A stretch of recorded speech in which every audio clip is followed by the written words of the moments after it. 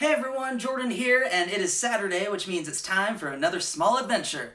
Today we're going to be going to the Utah mountains to see if we can find microbes at the highest heights.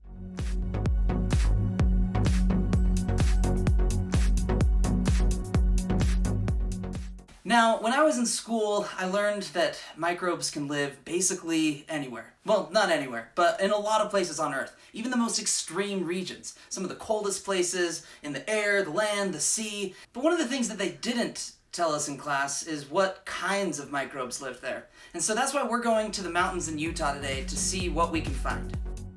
Our sample location is going to be at a place called Sundance, which is about 8,000 feet above sea level. It sits right beneath Mount Timpanogos, which is about 11,700 feet above sea level.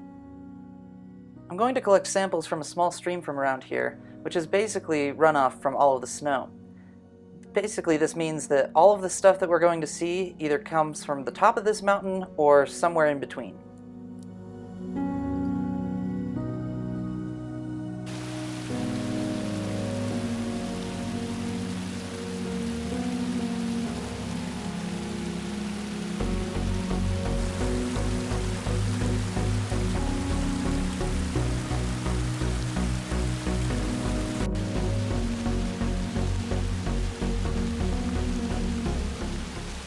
When I got back to my microscope with this sample, things had kind of naturally separated, and so I decided to take a couple of slides and do different parts of the sample.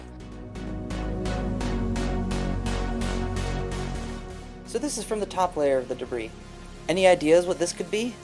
I wasn't sure at first, but then I started thinking, this kind of looks like a dried up tardigrade. Except when I started looking at a bunch of these, I realized that these guys have only 1 foot, and tardigrades have 8 legs. But I do know something that does have 1 foot: rotifers. Rotifers come in an astounding variety of shapes and sizes, but are they capable of drying out like tardigrades? Well, it turns out yes. They go into a state called cryptobiosis, and this is usually done when they're in an extreme environment, which makes sense because these guys were probably just waiting to be thawed out from the snow. This one was moving just a little bit, and so it gave me the sense that it was probably starting to unhibernate. And after looking around for a while, I found this rotifer that was alive and well and moving around like it was springtime.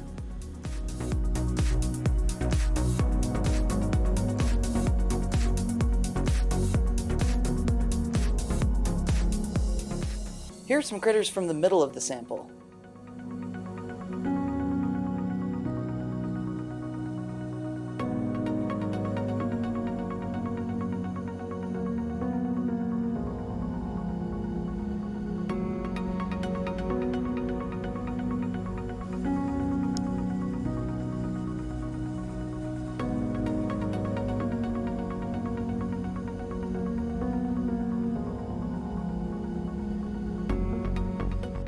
Lastly, at the bottom of the sample, I ended up finding some amoebas, and this was really surprising and really cool.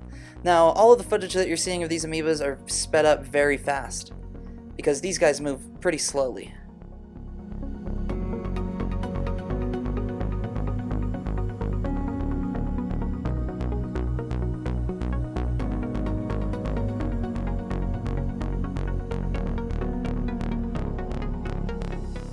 Lastly, I wanted to share this really cool amoeba with a spiky shell. You might not think that this is an amoeba, but if you look closely, you can see part of it moving out of the shell through this time lapse.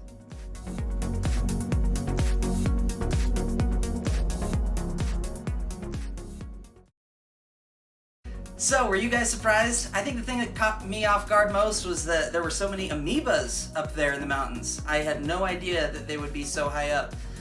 But there they were. Anyway, thank you all so much for joining me, and I hope to see you next week on another Small Adventure Saturday.